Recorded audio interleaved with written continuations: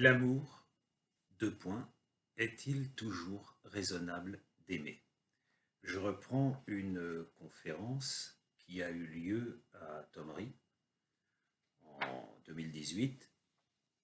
Je reprends le contenu. L'amour est-il toujours raisonnable d'aimer? Alors, les deux notions, amour et raison, se sont trouvées régulièrement en opposition. Par exemple, la raison calculante est opposée à la passion. On peut entendre par raison calculante le contrat de mariage, le point de vue économique, ecos nomos, le sérieux, le raisonnable, opposé à la passion, c'est-à-dire à l'amour, au désir, les sentiments, le déraisonnable. Alors Rousseau, dans l'Émile ou de l'éducation, un livre de 1762, dans le livre 4, Rousseau s'oppose à cette conception commune de l'amour selon laquelle l'amour est à la fois naturel et irrationnel, voire condamnable. Alors, tout d'abord, Rousseau nous dit l'amour n'est pas naturel. L'amour n'est pas naturel signifie qu'il ne dérive pas de l'instinct sexuel, d'une impulsion naturelle en vue de la reproduction. L'amour se définit par le choix et la liberté. Chacun choisit un individu plutôt qu'un autre. Et si on tombe amoureux, on est libre de continuer cette passion, de laisser tomber, passer son chemin. L'amour se définit aussi par le jugement. On attribue des qualités aux individus, on les compare, et de là, l'amour se construit parmi les hommes. L'amour se construit en société. Il n'est pas immédiat comme le désir. Alors, à partir de là, Rousseau distingue l'amour véritable de l'amour comme désir de possession ou désir d'être aimé en retour. L'amour véritable développe l'égoïsme et la générosité. Alors l'égoïsme dans le sens où l'amoureux est indifférent à tout ce qui est étranger à sa passion. La générosité, elle est sans borne à l'égard de l'être aimé. Je ne pense qu'à lui, qu'à l'aimer.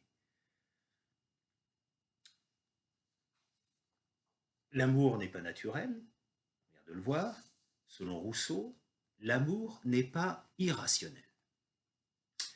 Alors il n'est pas irrationnel, pourquoi? Eh bien, l'amour est considéré généralement comme aveugle, contrairement à la raison. Mais pour Rousseau, l'amour, je le cite, a de meilleurs yeux que nous. Ce qui signifie d'abord que l'amour vient de la raison. La raison comme pouvoir de juger. Pouvoir aussi de se connaître en se comparant. L'amour vient de la raison. La raison qui se développe lorsque les hommes s'arrachent à la nature, s'arrachent à leur solitude pour former les premières sociétés. Ce qui signifie aussi que l'amour procure à celui qui aime une sorte de compréhension intuitive et totale de l'aimer. L'amour procure à celui qui aime une sorte de compréhension intuitive et totale de l'aimer. Il procure aussi de la lucidité. de l'intelligence. Et Rousseau est amené à définir l'amour comme étant, je le cite encore, comme étant la règle et le frein des penchants. La règle et le frein des penchants. C'est-à-dire que l'amour subordonne l'instinct sexuel à sa loi. Il ne s'adresse pas à la première venue, mais l'amour s'adresse à celle-là seule que l'homme trouve aimable. L'amour est le frein des penchants, dit Rousseau. Pourquoi il est le frein des penchants? Parce que justement, il les limite. La peur de déplaire, le désir de s'assurer de l'amour de l'autre, ne pas forcer son sentiment, mais au contraire l'accroître, portera l'amoureux à ne pas précipiter le moment de l'acte sexuel, c'est-à-dire le penchant. Donc, on en déduit, selon Rousseau, on en déduit que la moralité n'est pas incompatible avec l'amour. Il y a aussi dans l'amour l'idée d'une réconciliation de la raison et de la passion. Réconciliation en un tout, en une unité. La passion, c'est la division, la souffrance subie. Être amoureux, ne penser qu'à l'aimer, désirer être toujours avec lui jusqu'à se fondre entièrement en lui, devenir un, devenir une unité comme la raison. Cette idée-là de devenir un, de devenir unité, cette idée-là est illustrée par Aristophane avec le mythe de l'androgyne dans le banquet de Platon. Le banquet ou de l'amour du philosophe Platon. Le discours d'Aristophane. Aristophane nous raconte que auparavant, la nature humaine était différente de celle d'aujourd'hui. Il y avait tout d'abord 3 catégories d'êtres humains, le mâle, la femelle et l'androgyne. Androgounos, c'est-à-dire du grec, ça signifie commun aux deux sexes. Alors, ces êtres-là étaient sphériques. Ils étaient sphériques, ils avaient 4 bras, 4 jambes, 2 têtes et 2 sexes. Bien entendu, étant donné que les membres sont multipliés par 2, ils étaient beaucoup plus puissants que les êtres humains aujourd'hui. Et cette puissance va les pousser en quelque sorte, va les pousser à essayer de vaincre les dieux, de prendre la place des dieux, de prendre le pouvoir. Bien entendu, Zeus va se fâcher. Je résume le discours d'Androgyne. Zeus va se fâcher et il va décider, devant ces faits, il va décider de les couper en deux. Il va les couper en deux. Il va tourner les têtes pour qu'ils se voient l'un l'autre. Donc le mâle, la femelle et l'androgyne coupés en deux. Et le surplus de peau qu'il va y avoir dans cette coupe va être amené sur le ventre. Et pour qu'il n'oublie pas cette infamie envers les dieux, eh bien ce surplus de peau va être enfoncé dans le ventre et c'est ce que ça va donner naissance à ce qu'on appelle aujourd'hui le nombril. Alors,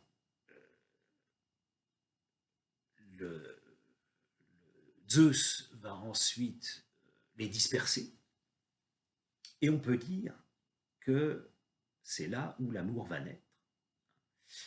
C'est là où la définition de l'amour apparaît. Il s'agit de retrouver l'unité perdue pour reformer cette unité. Retrouver l'unité perdue. Voilà comment Aristophane définit l'amour. Retrouver l'unité perdue. Alors, le désir de l'un se fonde avec l'autre, trouve sa possibilité aussi dans l'amour divin. Mais cette fois-ci, c'est au détriment du corps. Ici, il y a une division du corps et de l'âme. Division du corps et de l'âme qu'on trouve déjà chez Platon.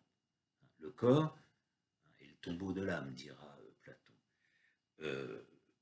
Le corps, c'est la passion, c'est le mauvais, il est toujours condamné. C'est d'ailleurs peut-être pour cette raison que Platon dira il faut prendre soin du corps pour qu'il laisse l'âme en paix. L'âme tend vers la raison. Selon saint Augustin, dans les Confessions de saint Augustin, il voit un peu les choses différemment par rapport à Platon. Pour lui, l'âme se fond en Dieu et le corps est condamné. Le chrétien condamne le corps par rapport au philosophe grec Platon qui prend soin du corps, pour la raison que j'ai dit tout à l'heure, pour qu'il laisse l'âme en paix. Là, le corps est condamné. Alors bien entendu, dans cette conception, le désir de l'un est impossible pour l'homme, qui est l'homme une totalité, c'est-à-dire un être unique, un être entier, c'est-à-dire un corps et une âme. Ce désir de l'un est donc impossible. D'ailleurs, on peut remarquer qu'Aristophane, étant un poète comique, il raille peut-être dans son discours, dans le banquet, il raille peut-être cette forme d'amour divin, cette forme d'amour de l'un. D'où une autre définition de l'amour dans le banquet de Platon, qui cette fois-ci est présentée par Socrate, ou plutôt par Diotime, la prêtresse de Mantinée. Alors, avant de donner cette définition, chez les Grecs, Eros est généralement considéré comme une force fondamentale du monde. Il assure non seulement la continuité des espèces, mais aussi il assure la cohésion interne du cosmos. Pour Platon, Eros n'est pas un grand dieu. Et Diotime, dans son discours, en fait plutôt un daimon, un démon. Un démon, chez les Grecs, c'est un intermédiaire entre les dieux et les hommes. Eros est né de l'union de Poros et de Pénia. Alors Poros, c'est l'expédient, c'est-à-dire le moyen de se tirer d'embarras. Pénia, c'est la pauvreté. Alors Eros, bien entendu, il doit ses caractères bien distinctifs à sa double parenté. Toujours en quête de son objet comme pauvreté, il sait toujours imaginer un moyen pour parvenir à son but comme expédient. Eros, c'est donc une force perpétuellement insatisfaite et inquiète. Je conseille, je tire tout ce que je viens de dire ici du petit livre de Sarah Kaufmann, Comment s'en sortir. Comment s'en sortir? Alors, selon Diotime, l'amour est d'abord l'amour des corps, puis l'amour des âmes, puis l'amour des sciences, puis l'amour des essences, et enfin l'amour du beau en soi. Autrement dit, ici, l'amour est philosophe. L'amour de la Sophia, l'amour de la sagesse, l'amour du savoir. Je prends une citation du discours de Diotime dans le banquet de Platon. Elle dit « L'amour a le beau pour objet de son amour. Il a le beau pour objet de son amour. Or, la science est sans nul doute parmi les choses les plus belles. Il est donc nécessaire que l'amour soit philosophe, c'est-à-dire intermédiaire entre le savant et l'ignorant. » Cette définition que Platon nous donne à travers Diotime, on peut la rapprocher bien évidemment de l'allégorie de la caverne dans la République de Platon, au livre 7, lorsque les prisonniers sont dans cette caverne, ils sont faux prisonniers de leur sensibilité, prisonniers de l'apparence, qu'ils prennent pour le vrai, qu'ils prennent pour la réalité. Et le philosophe, l'éducateur, lorsqu'il descend dans la caverne, et qu'il entreprend de les détacher, alors, il faut bien noter que le prisonnier est attaché jusqu'au cou. Il a un seul point de vue. Il voit la paroi, il voit les ombres sur cette paroi, et ces ombres, il les prend, comme je viens de vous dire, pour la réalité, pour le vrai. Lorsque le philosophe le détache et le tourne vers autre chose, vers la lumière qui est en haut de la caverne, le prisonnier est troublé. Il revient à son habitude, à ce qu'il a l'habitude de voir, à ce qu'il prend pour la vérité, à ce qu'il prend pour la réalité, les apparences, mais tout d'un coup, il y a un doute, il est inquiet. Il y a autre chose qui existe. Et petit à petit, l'éducateur, le philosophe, va lui faire gravir chaque étape de cette caverne pour le faire sortir de cette caverne afin qu'il contemple la vraie réalité, les vraies choses éclairées par la vérité, c'est-à-dire la lumière du soleil, le soleil qui représente ici l'idée du bien. Donc là aussi, il y a cette montée vers l'idée du bien, comme on a ici avec la définition de l'amour. L'amour est philosophe, c'est-à-dire il cherche, il est entre le savant et l'ignorant, et il essaye d'atteindre le beau en soi. Alors, en détournant la définition de Platon du beau en soi vers l'autre, vers l'aimer, eh bien, on peut affirmer que l'amour est effectivement d'abord l'amour d'un corps. On tombe littéralement amoureux d'un corps, ce qu'on appelle le coup de foudre. C'est du corps qu'on tombe amoureux. Ensuite, l'amour évolue vers l'esprit. Alors, aimer seulement le corps, s'arrêter au corps, ça, on pourrait dire que c'est l'affaire de Don Juan. Pour lui, ce qui va compter, c'est la jouissance du corps, la jouissance des corps. Mais jamais Don Juan ne s'engage plus loin que le corps. Jamais il ne s'engage vers la connaissance de l'esprit. Ici, l'amour est un jeu qui sert au fond les passions tristes. Nous avons aussi le cas de Narcisse. Narcisse, lui, ne tombe pas amoureux des corps, mais il tombe amoureux de son propre corps. Et par là, Narcisse devient insensible au monde. On pourrait dire que l'amour, avec Narcisse, s'éteint dans l'isolement, dans la solitude. Alors, à contrario, on pourrait dire qu'au fond, l'amour, hormis le cas de Narcisse, l'amour, la normalité de l'amour, entre guillemets, hein, il a lieu en société, avec les autres, puisqu'on tombe amoureux des corps. Donc, l'amour est impossible si celui-ci ne traverse pas le corps vers l'esprit.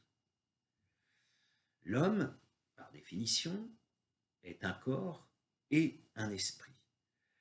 Donc l'amour, c'est non seulement la connaissance de l'intimité du corps qui s'offre, mais l'amour, c'est aussi la connaissance de l'intériorité de l'esprit de l'autre. Ce qu'on pourrait appeler le dévoilement de l'être. Aimer l'autre, c'est être ouvert à l'autre. Et l'ouverture permet la connaissance de l'être. Bien souvent, on aime une image de l'autre, ce qu'on s'en représente, mais rarement ce qu'il est. Quand deux êtres se séparent, l'un dit régulièrement à l'autre « Je ne t'imaginais pas comme cela ». C'est peut-être une preuve qu'il aimait une image et non l'être. C'est, au fond, le jugement sur l'autre qui est une entrave à sa découverte. L'amour de l'autre, donc, demande un effort constant, une attention, une patience qui sont les qualités de la connaissance de l'être. Et cet amour de l'autre peut prendre toute une vie. Cet amour, d'ailleurs, d'un autre peut prendre toute une vie. L'amour, en ce sens, tel que j'essaie ici de le définir, n'a lieu qu'une seule fois. Car il est un libre engagement de deux êtres vers l'essence. L'essence, E2SENCE. C'est-à-dire un libre engagement de deux êtres vers le fondement, l'essence de l'humain. De même que dans une vie, nous avons très peu d'amis. Qui est l'ami? L'ami n'est pas celui dont j'ai besoin. Pour cela, il y a les connaissances, les copains, les camarades, les collègues, etc. Tous ces termes-là qui représentent les personnes dont je peux avoir besoin. L'ami, lui, il n'est pas là pour rendre service. Avec l'ami, c'est la connaissance de l'être qui est en jeu, l'ouverture de l'esprit. Alors l'amitié diffère de l'amour, car dans l'amour, il y a en plus la jouissance du corps, les sentiments, les impressions, les regards, etc., qui relèvent de la connaissance. Alors, si pour Spinoza,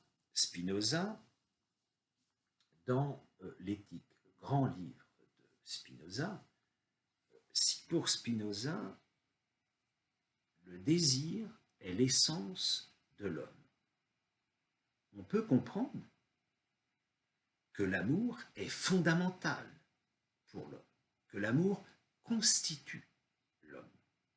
Et en effet, Freud, dans les 3 essais sur la théorie sexuelle, Freud montre que la sexualité ne commence pas à tel ou tel âge, mais que la sexualité, elle est présente dès la naissance de l'enfant. La sexualité, pour Freud, est tout ce qui procure du plaisir. Donc bien entendu, cela ne concerne pas seulement le sexe proprement dit, mais aussi tout ce qui est de l'ordre de la sexualité. Ainsi, le rapport entre l'enfant et les parents est sexuel, selon Freud, dans le sens où il y a de la sensualité, où il y a du plaisir, les bisous, prendre son enfant dans ses bras, le cajoler, le câliner, etc. Et le complexe d'Oedipe, qui se joue dans l'inconscient, est un désir envers ses parents. Et comme le dit Freud, ses parents sont les premiers objets amoureux de l'enfant. Plus tard, l'interrogation que nous avons tous sur notre origine et sur l'origine en général prend justement la figure de l'amour. L'amour filial ou l'amour divin, qui sont des connaissances de ce qui semble nous fonder. Lorsque la conscience émerge petit à petit de l'inconscient, l'amour comme connaissance va s'éloigner des parents vers l'autre, mais toujours aussi vers soi. On a ici peut-être deux infinis, l'autre et soi, auquel on aspire. Dans l'amour, donc, il y a un réel désir de connaissance. Alors, en conclusion, on peut dire qu'il n'est pas seulement toujours raisonnable d'aimer, mais l'amour est fondamental pour l'homme. D'abord, l'amour est au fondement de la raison, qui se passionne pour la science, qui se passionne pour le savoir, dévoiler ce qui est, en grec aletheia, qui signifie la vérité. Aletheia, c'est ce qui n'a pas été oublié. Je dévoile ce qui est. Ensuite, l'amour qui déborde la raison, l'amour qui dépasse la limite rationnelle et la limite du raisonnable, vers un principe métaphysique, par exemple Dieu, une passion de l'absolu, une passion du fondement qu'on pourrait appeler l'amour divin. Et enfin, l'amour proprement humain, dans lequel on comprend qu'aimer l'autre, et je dirais aimer un autre, c'est se passionner dans la connaissance de l'autre et aussi de soi. On peut ajouter que, en tant que connaissance, l'amour est une nouvelle naissance de soi et de l'autre. La naissance est comprise dans la connaissance. Une nouvelle naissance de soi et de l'autre. La révélation libre à l'autre de ce que chacun est. Cette possibilité de sortir, entre guillemets, réellement de sa conscience, qui permet une véritable compréhension de soi. En ce sens-là, nous pouvons dire l'amour est liberté.